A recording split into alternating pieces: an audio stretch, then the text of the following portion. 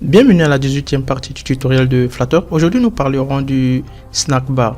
Le snack bar est un message qui s'affiche directement à la partie inférieure de votre téléphone dans la mesure où vous aimeriez informer l'utilisateur suite à la suppression d'une information ou suite à récupérer une certaine information. Donc cette information, c'est-à-dire que le snack bar, vous pourriez aussi le contrôler suite à une durée, c'est-à-dire il peut s'afficher pour une durée de quelques secondes et après il peut disparaître. Donc suite au tutoriel, nous essaierons de programmer notre snack bar et derrière vous aurez plus ou moins une petite expérience de comment ça fonctionne. Donc on va partir au niveau de notre environnement de développement. Donc vous avez toujours le même code, rien ne change. Si vous avez suivi les tutoriels précédents, nous avions toujours maintenu la même structure du code. Donc ici vous aviez toujours le package de date qui est importé, vous aviez le stateless et par la suite vous aviez le stateful. Donc vous aviez toujours la même structure. Au niveau de l'app bar, vous pouviez utiliser la couleur qui vous sert. Par exemple à mon niveau, j'ai utilisé la couleur noire. Le test aussi je l'ai changé. Vous pourrez ajouter aussi une icône qui vous sert. Et par la suite on part au niveau du corps.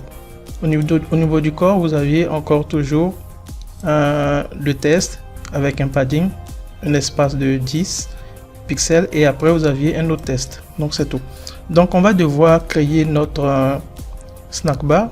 Pour ce faire, je vais devoir essayer de créer notre bouton et derrière on essaiera d'apporter une action sur ce bouton.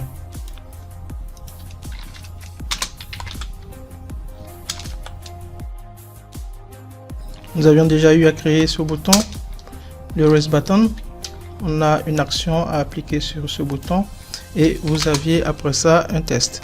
Donc pour ajouter le test, même structure, il faut tout simplement un child et après le child maintenant vous pourriez ajouter le test qui sera sur votre bouton. Donc on va faire ceci. Je vais essayer de formater mon code.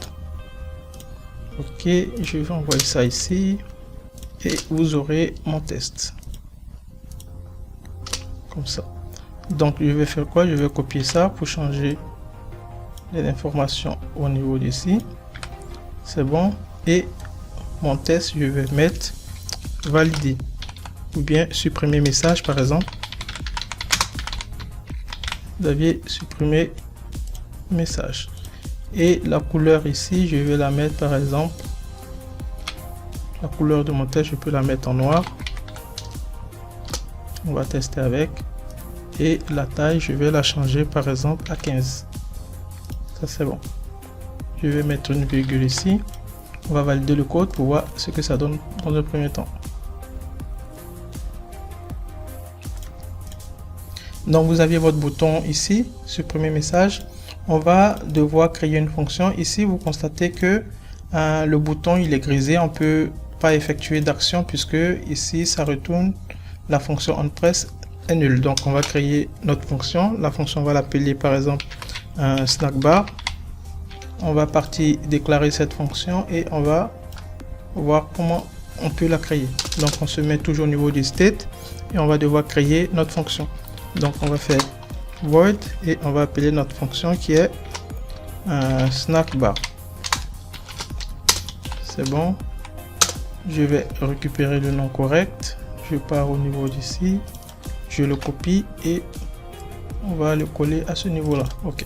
Donc voici notre fonction. Et après ça maintenant on va devoir créer notre snack bar. Créer ma variable ici.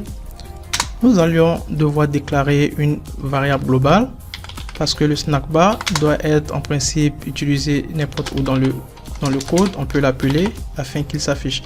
Donc on aura effectivement cette fonction qui est global key, celle-ci, et après ça on va avoir la fonction scaffold.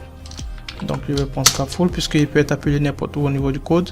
Donc il faut prendre le scaffold et il faut bien sûr avoir le state. Donc vous aviez l'état où vous vous trouvez. Et derrière maintenant, vous pourriez déclarer votre fonction qui sera snack bar par exemple. Et après ça, cette snack bar sera de type aussi global. Donc on va prendre global key et bien sûr avec la même structure au niveau du scaffold. Ok.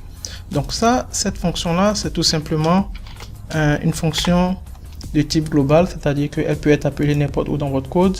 Et celle-ci, ça veut dire qu'elle va identifier au fait où vous vous trouvez au niveau de votre application, puisque chaque partie de l'application, vous pourriez avoir, vous auriez bien sûr du scaffold. Et le scaffold en question, il va permettre d'identifier le scaffold et afficher le snack bar au niveau de la page où vous vous trouvez. Donc c'est plus ou moins une façon de déclarer une variable de manière globale avec Flutter. Donc on a déclaré notre variable sb snack bar. On va devoir snack bar. Ok, donc ça c'est bon. On va ajouter la fonction current context ou bien current context state. Ok, c'est-à-dire où nous nous trouvons au niveau du scaffold.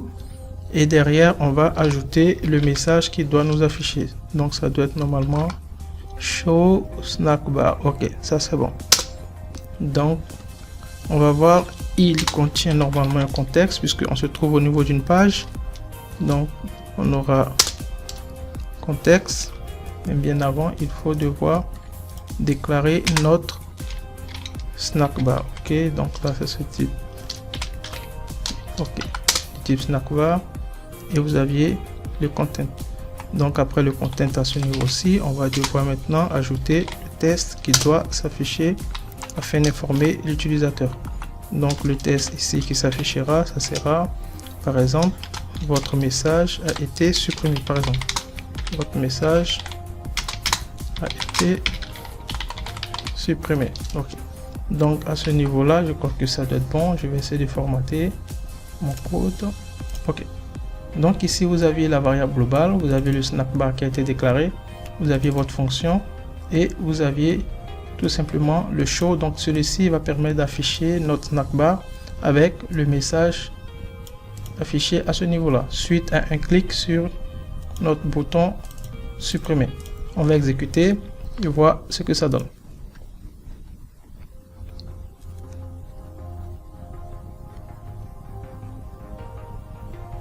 Donc là, l'exécution terminée, on va cliquer sur supprimer message.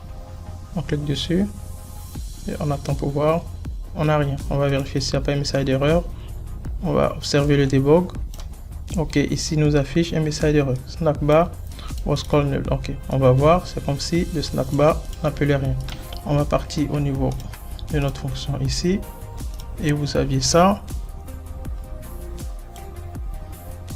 Donc à ce niveau-là, lorsque vous regardez le message d'erreur, vous voyez qu'ici, il n'est pas appelé. Donc, qu'est-ce qu'on va faire? Il faut, en principe, au niveau du scaffold, puisque c'est une variable globale, au niveau du scaffold, donc ici, on devrait appeler notre clé. Donc, on met la clé et on appelle tout simplement notre variable. Et ça serait normalement bon. Donc, on va réexécuter notre code. On va valider le bouton supprimer message et vous voyez votre message a été supprimé. Donc normalement pour les variables globales vous pouvez les utiliser n'importe où.